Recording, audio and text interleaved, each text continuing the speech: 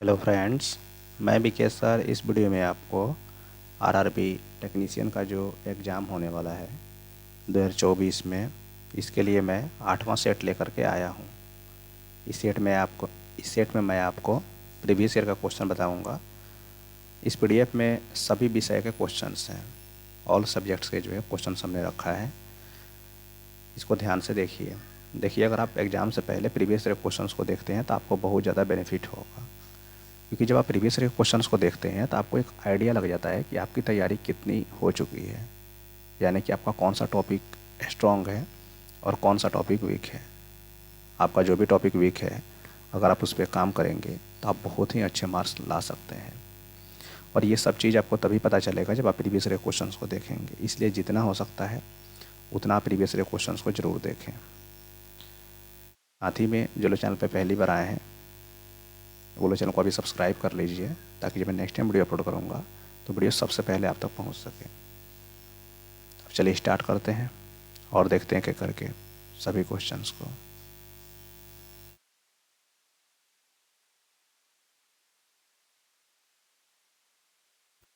साथ में एक चीज़ आपको हम और बताना चाहेंगे, इस पीडीएफ में टोटल जो है 75 क्वेश्चन है, और इस 75 क्वेश्चंस में से हमने जो प्रीवियस वीडियो अपलोड किया था सेट नंबर 7 जो होगा, उसमें हमने क्वेश्चन नंबर 1 से लेकर के 30 तक के हमने सभी क्वेश्चंस को बता दिया है। अगर आपने उसको नहीं देखा है तो देख लीजिएगा। आज जो है हम क्वेश्चन नंबर 31 से लेकर के 50 तक के सभी क्वेश्चंस को देखेंगे। इसमें ज़्यादातर आपको जीके जीएस के ही क्वेश्चन देखने को मिलेंगे, मैथ रीजनिंग के कम ही क्वेश्चन है। और इसके बाद जो क्वेश्चंस रह जाएंगे उनको हम जो है नेक्स्ट वीडियो में देख लेंगे। फिर ये हमारा पीडीएफ कंप्लीट हो जाएगा। फिर जो है हम नेक्स्ट पीडीएफ को स्टार्ट करेंगे। ठीक है, तो क्वेश्चन नंबर 1 से 30 तक हो चुका है, तो आज हम 31 से स्टार्ट कर रहे हैं। देखिए क्वेश्चन नंबर 31,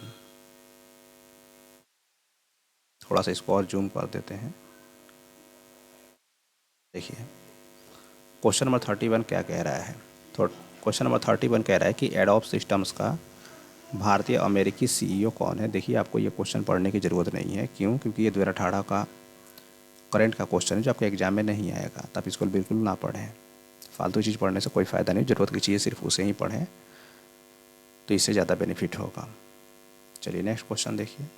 क्वेश्चन नंबर 32 क्या कहता है। वनस्पति भागों या बीज के बजाय कोशिकाओं के माध्यम से नए पौधों को उगाना कहा जाता है। कह रहा है कि वनस्पति भागों या बीज के बजाय, यानी कि सीधे बीज हम नहीं डाल रहे हैं, कोशिकाओं के माध्यम से नए पौधे उगाना को क्या कहते हैं। इसको टिश्यू कल्चर कहते हैं। इसको आप सिंपल भाषा में समझिए, आपको समझ में आ जाएगा।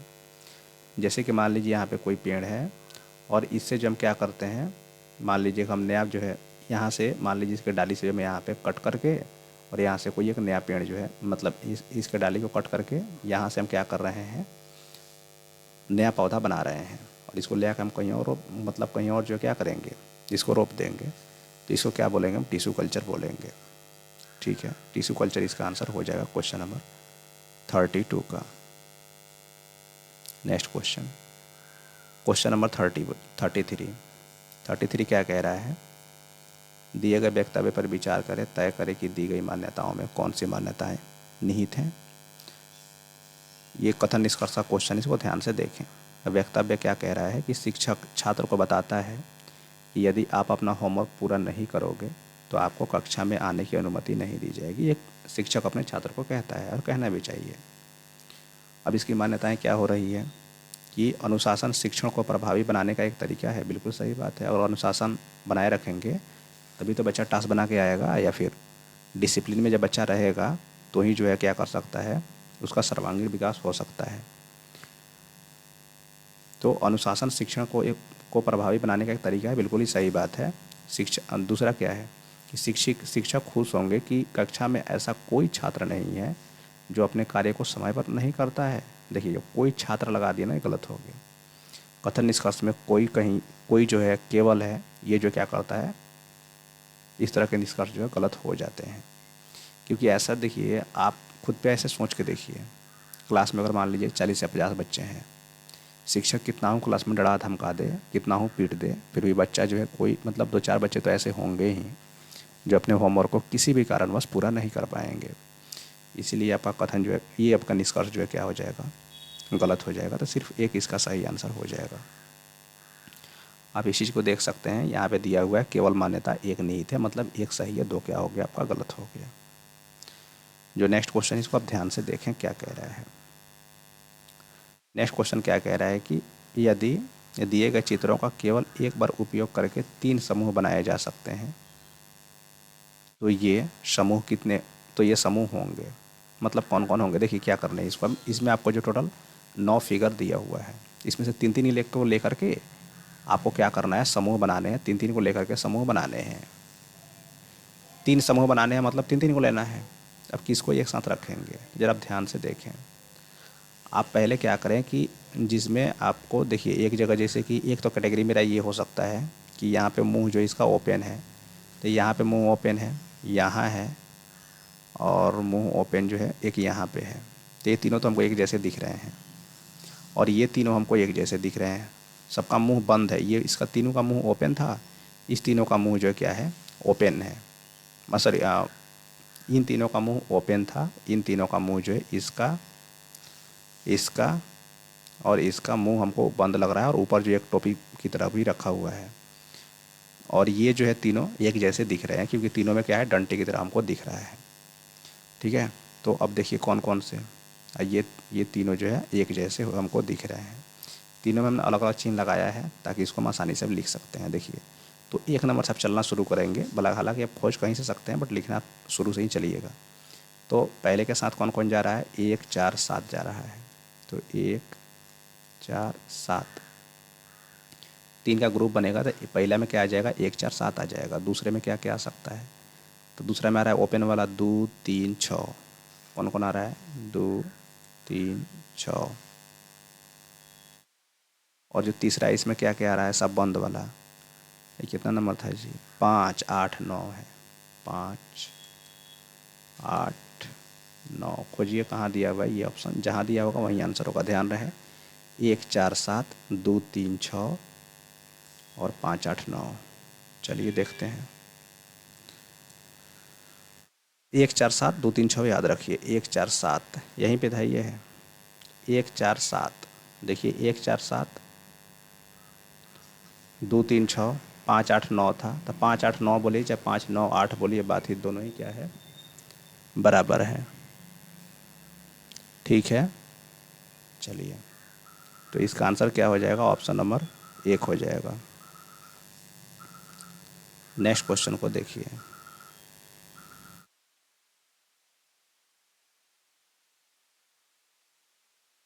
नेक्स्ट क्वेश्चन को ध्यान से देखिए, क्वेश्चन नंबर 35। एक इस क्वेश्चन को जो हम बाद में बता देंगे, या फिर आप खुद से कर लीजिएगा। चलिए आगे बढ़ते हैं। नेक्स्ट क्वेश्चन क्या है, नेक्स्ट क्वेश्चन कह रहा है national association of software and services companies NASSCOM की पहली महिला अध्यक्ष कौन थी। ये तो बहुत ही अच्छा क्वेश्चन है, देवजानी घोष। इसका सही आंसर क्या हो जाएगा, देवजानी घोष। क्वेश्चन क्या कह रहा है, ध्यान से सुनिए। National association of software and services company जो नेस्कॉम है, इसकी पहली महिला अध्यक्ष कौन थी, तो देवजानी घोष, देवजानी घोष, देवजानी घोष। आप इसको याद कर लें। स्टैटिक का क्वेश्चन है, बहुत ही महत्वपूर्ण है। क्वेश्चन नंबर 37 क्या कह रहा है, उस उत्तर आकृति का चयन करिए जो दी गई प्रश्न आकृति का सही दर्पण प्रतिबिंब है। इसका हमको दर्पण प्रतिबिंब बनाना है। तो दर्पण प्रतिबिंब में क्या होता है, चीज़ें आपकी जो है सिर्फ लेफ्ट से राइट हो जाती हैं।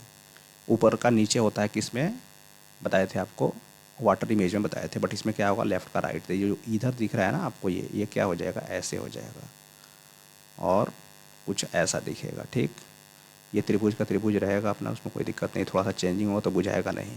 और ये जो है आपका पलट जाएगा, ये जो ऐसे है ऐसे, तो ये पलट जाएगा। तो पहले तो आप ये देखिए इस तरह का मुंह कहाँ दिया हुआ है, तो इस तरह का मुंह जो है यहाँ और यहाँ पे है, ये दोनों में नहीं है, तो BC तो ख़त्म हो गया। अभी दोनों में सेम दिया है, फिर अंतर क्या है, तो ये देखिए ये जो है ना, ये यहाँ पे जो दिख रहा है, तो ये कहाँ कहाँ है, ये यहाँ पे सेम हूबहू उतार दिया है, तो ये तो हूबहू होगा नहीं, जब इसका इमेज निकालेंगे तो ये गलत हो गया ना, आपका ABC गलत हो गया और D क्या हो गया, सही हो गया। ठीक है, तो अब डी इसका आंसर हो जाएगा। दिया होगा कहीं ना कहीं, देखिए दिया है वहाँ पे 4 नंबर में, डी आंसर हो गया। नेक्स्ट क्वेश्चन को देखिए ध्यान से, क्या कह रहा है। तार की लंबाई दोगुनी करने पर एमीटर की रीडिंग किस प्रकार प्रभावित होती है। तार की लंबाई को अगर हम दोगुना कर देंगे तो जो एमीटर की रीडिंग है वो क्या हो जाएगा, आधा दिखाना चाहिए, तो यह आधी रह जाती है। एमीटर की रीडिंग जो क्या रह जाती है, आधी रह जाती है। नेक्स्ट क्वेश्चन को देखिए। नेक्स्ट क्वेश्चन क्या कह रहा है कि निम्नलिखित में से किसकी कोई इकाई नहीं है। तो सापेक्षिक घनत्व जो होता है, रिलेटिव डेंसिटी जो होता है, इसका कोई इकाई या फिर ऐसा ही मात्रक कहें तो वो नहीं होता है। तो ऑप्शन नंबर 2 इसका आंसर हो जाएगा। नेक्स्ट क्वेश्चन को देखिए। नेक्स्ट क्वेश्चन क्या कह रहा है, कह रहा है कि समीकरण में दिए गए किन चिन्हों तथा संख्याओं के स्थान परस्पर परिवर्तन करने से एलएचएस और आरएचएस जो है वो बराबर हो जाएगा। ठीक है, और यहाँ पे जो आपको इक्वेशन दिया गया है, क्या दिया हुआ है, ये दिया हुआ है आपको 6 × 4 + 2 = 16। अब इसमें बोल रहा है कि किसी संख्या को भी आप चेंज कर सकते हैं या फिर किसी सिंबल को भी आप चेंज कर सकते हैं, लेकिन आपको जो क्या करना है, इस इक्वेशन को बराबर कर देना है। अब जरा ध्यान से आप देखो, अपने मन से इसमें कुछ भी ना करें। ऐसे क्वेश्चन के लिए बेस्ट तरीका क्या, अपने मन से आप कुछ ना करें, सिर्फ ऑप्शन को देख के चलते रहें, सॉल्व करें, एक एक ऑप्शन को रखते जाइएगा, आंसर आ जाएगा। फिलहाल अब यहाँ पे आंसर दिख गया है, तो इसमें सीधे हम आ जाते हैं यहाँ पे। देखिए गुना और प्लस को चेंज कर देते हैं, 4 और 6 को चेंज कर देते हैं। तो गुना के जगह पे हम क्या करेंगे, प्लस, और प्लस की जगह पे क्या कर देंगे, गुना, और बराबर का बराबर रहेगा। और 4 और 6 को बदल देते हैं, तो 4 आ जाएगा मान लीजिए कहाँ पे, यहाँ पे, और 6 आ जाएगा यहाँ पे, और ये आपका हो जाएगा 2 का 2 और ये 16 का 16। तो अभी क्या हो गया, 6 दूना 12 और ये 4 16, तो इधर भी 16 इधर भी 16। मतलब क्या हो गया, आपका जो एलएचएस है वो बराबर हो गया किसके, आरएचएस के। ठीक है, तो ये किस पे आया, ऑप्शन नंबर 4 पे आया, तो ऑप्शन नंबर 4 आंसर हो गया। आप कुछ लोग सोचेंगे कि सर आपने सीधे 4 को रख दिया, यहाँ आंसर था तो हमने रख दिया। अगर आंसर नहीं रहता तो हम पहले 1 को चेक करते, नहीं आता, 2 को चेक करते, नहीं आता, 3 को चेक करते, नहीं आता, 4 को रख देते, आ जाता आंसर। तो आप इसको स्टेप बाई स्टेप चेक करें ऑप्शन से ही, इसमें एक्स्ट्रा अपने से कुछ भी ना सोचें, नहीं तो उसमें बहुत ज़्यादा लंबा टाइम लग सकता है। तो 40 का answer option number 4। Next question, इस क्वेश्चन को भी नेक्स्ट वीडियो में देख लेंगे, क्वेश्चन नंबर 41 को, या फिर आप खुद से भी देख सकते हैं। सिर्फ 2 क्वेश्चन हमने छोड़ा है, बाकी सारे क्वेश्चन को बता देंगे। नेक्स्ट क्वेश्चन को देखिए, 42 में कह रहा है कि मार्च 2018 तक उपलब्ध जानकारी के, मार्च 2018 कह रहा है, मतलब 2018 का करंट का क्वेश्चन है, तो ये आपको पढ़ने की ज़रूरत नहीं है क्योंकि आपके एग्जाम में आएगा ही नहीं। नेक्स्ट क्वेश्चन को देखिए। नेक्स्ट क्वेश्चन क्या कह रहा है, 43 नंबर, प्रश्न छवि या फिर प्रॉब्लम फिगर नीचे दिए गए 4 विकल्पों में किसी एक में सन्निहित है, बताइए कि प्रश्न छवि प्रॉब्लम फिगर इन 4 विकल्पों में से किस में छुपी हुई है। ठीक है, अब ये जो आपको प्रॉब्लम फिगर दिख रहा है, यानी कि इस तरह का जो आपको डायग्राम दिख रहा है,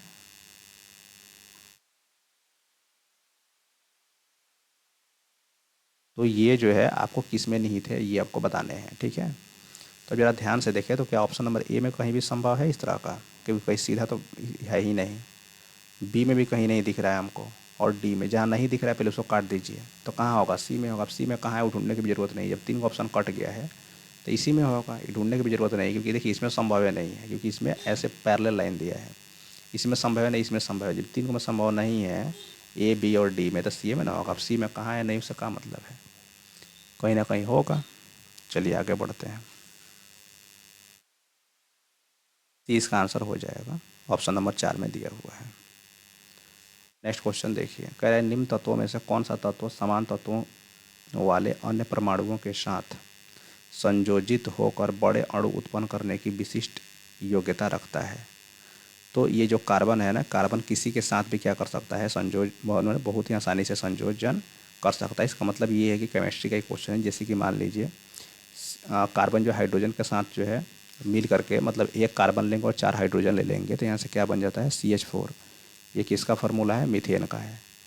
ठीक है, ऐसे ही बहुत सारे इसके फार्मूले बने हुए हैं, जैसे कार्बन डाइऑक्साइड का होता है CO2, तो कार्बन यहाँ हाइड्रोजन के साथ मिला या ऑक्सीजन के साथ मिल गया, तो कार्बन का जो है बहुतों के साथ जो है क्या कर सकता है, मतलब संयोजन करके जो है संयोजन कर सकता है, इसलिए इसका आंसर कार्बन होगा। नेक्स्ट क्वेश्चन को देखिए,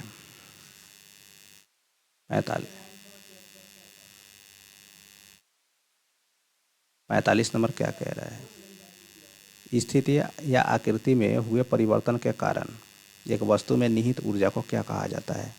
यानी कि स्थिति या आकृति में हुए परिवर्तन के कारण जो है किसी वस्तु में अगर निहित ऊर्जा जो है उसको क्या कहेंगे, तो उसको जो है स्थितिज ऊर्जा या पोटेंशियल एनर्जी कहते हैं। क्या कह रहा है, स्थिति या आकृति में हुए परिवर्तन के कारण एक वस्तु में जो निहित ऊर्जा हो जाएगी उसको क्या कहेंगे, तो उसको स्थितिज ऊर्जा या पोटेंशियल एनर्जी कहेंगे। ठीक है, नेक्स्ट क्वेश्चन को देखिए। इस क्रम को हमको क्या करना है, पूरा करना है। जरा आप ध्यान से देखें, इस क्रम को हमको पूरा करना है तो बहुत ही आसान है। देखिए जरा ध्यान से, ई के बाद में पहले ई था, ई के बाद में यहाँ पे एच लिख दिया। मतलब अगर नंबरिंग की बात करें तो ई 5 पे होता है, एच 8 पे 3 बढ़ गया। एच के बाद के पर गया तो यहाँ पे 3 बढ़ गया। इसे गिन के भी देखिएगा ना, एच के बाद में आई जे के 3 को नहीं बढ़ गया।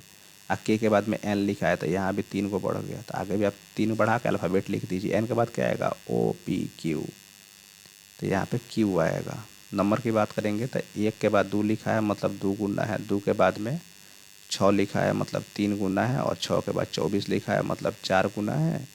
तो आगे हम कै गुना कर दे, 5 गुना कर दे, तो 24 पचे कितना होता है, 120। तो क्यू 120 इसका आंसर हो जाएगा, क्यू 120। आप देख सकते हैं यहाँ पे दिया हुआ है क्यू 120, तो ये इसका आंसर हो गया। ये तर्क कथन निष्कर्ष वाला क्वेश्चन, इसको ध्यान से देखिए। नेक्स्ट क्वेश्चन, शहर में गड्ढों के कारण बहुत से लोग समय पर हवाई अड्डे तक नहीं पहुँच पाते हैं। ये एक कथन है।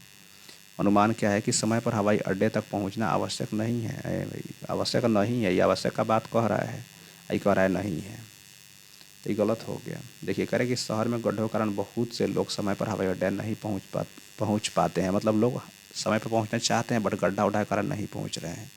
तो ये क्या करें, समय पर हवाई अड्डा तक पहुँचना आवश्यक नहीं है। भैया आवश्यक है, तभी तो लोग कह रहे हैं कि प्रॉब्लम है, तो ये गलत हो गया। हवाई अड्डे के लिए कोई अन्य मार्ग नहीं है, बिल्कुल नहीं है, तभी लोग जो है कह रहे हैं कि देरी हो रही है। वरना अगर कोई और मार्ग होता तो लोगों को देरी नहीं होती, वहाँ से चले जाते। ठीक है, तो 2 सही हो गया, 1 गलत हो गया। इसमें कथन 2 सही है, 1 गलत है। आप देख सकते हैं यहाँ पे केवल 2 अनुमान नहीं थे, मतलब 1 गलत हो गया। ठीक है, क्वेश्चन नंबर 48 क्या कह रहा है, दिया गया पाई चार्ट एक परिवार का मासिक घरेलू खर्च दर्शाता है जिसमें कुल खर्च जो है 33,650 है। तो भविष्य निधि यानी कि एफडी, सॉरी पीएफ, भविष्य निधि के लिए वार्षिक बचत कितनी है। देखिए यहाँ पे ध्यान से, ये मासिक खर्च दिया है, वार्षिक पूछा है। ठीक है, तो ये 33,650 है, इसका हम निकालेंगे। यहाँ पे परसेंटेज दिया हुआ है, यहाँ पे पीएफ दिया हुआ है 12%, तो इसका आप 12% निकाल लें। इसका आप 12% निकाल लें। ये मासिक है, इसको हमको चाहिए वार्षिक में, तो 12 से मल्टीप्लाई करेंगे क्योंकि एक साल में 12 महीना होता है। अब इसको हम सॉल्व करेंगे तो 1 0 से 1 0 कैंसिल हो जाएगा, और ये 5 दूना 10, और 5 से इसको काटेंगे तो 5 36, 3 36, 5 7 35, 1 15, 5 3 15, और इसको 2 से काटेंगे तो 2 6 कितना हो जाएगा 12। इसको मल्टीप्लाई कर लीजिए 673 में, 12 6 72 से आंसर आ जाएगा 2 3 6, 7 दूना 14, 7 3 21, 21 14 35 के 5 हासिल 3। अब इसको छोड़ दीजिए, 6 दूना 12, 7 7 49, 61, और 3 64 के 4 हासिल 6 हो जाएगा। और उसके बाद में क्या हो जाएगा, 7 6 42 है, 6 48, तो 48,456 रुपया इसका आंसर हो जाएगा। गुना करने का ट्रिक है जो हमने आपको शायद शॉर्ट्स वीडियो में बताया, आप उसको देख सकते हैं।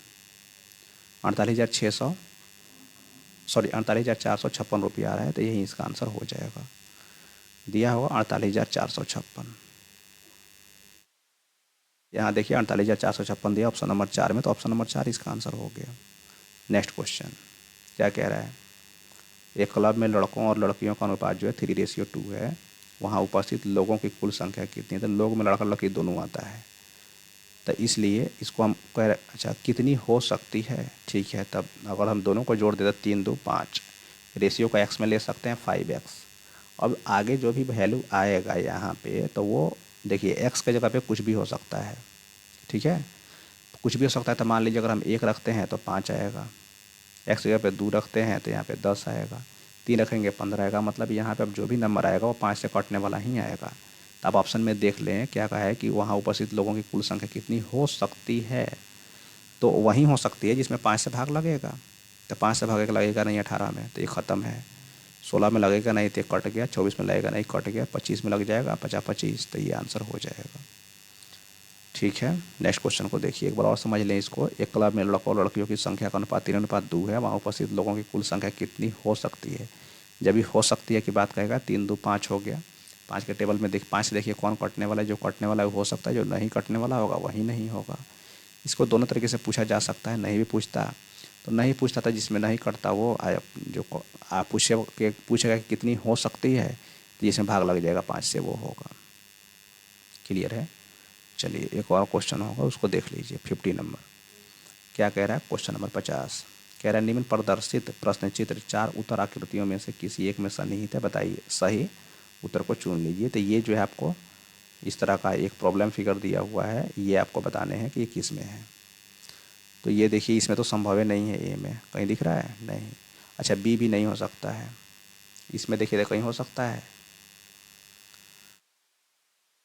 बोलिए बी, ऐसे बी में भी संभव नहीं है। अच्छा इसमें ये ऐसे आया ऐसे गया फिर ऐसे, ये भी संभव नहीं है जी, डी खाली सी ही इसका आंसर होना चाहिए 50 का। 3 को में संभव ही नहीं है तो क्या बचा, सी बचा, तो सी आंसर हो गया। अब उसमें कहाँ है नहीं है उसको ढूंढने की कोई ज़रूरत नहीं है। आपका 3 ऑप्शन कट चुका है, एक ऑप्शन बचा है तो यही ना आंसर होगा जी, तो सी इसका आंसर हो गया। ठीक है फ्रेंड्स, तो इस वीडियो में मैंने क्वेश्चन नंबर आपको 31 से लेकर के 50 तक के सभी क्वेश्चंस को बता दिया। उम्मीद करते हैं आप सारे क्वेश्चंस को समझ गए होंगे। फिर भी अगर आपको कोई डाउट रह जाता है तो आप कमेंट बॉक्स में लिखिए, हम उसको ज़रूर रिप्लाई करेंगे। आगे के जो क्वेश्चंस रह गए हैं उनको हम नेक्स्ट वीडियो में देख लेंगे और सारे क्वेश्चंस को बता देंगे। फिर ही आपका पीडीएफ कंप्लीट हो जाएगा, फिर हम प्रीवियस ईयर के ही नेक्स्ट पीडीएफ को स्टार्ट करेंगे।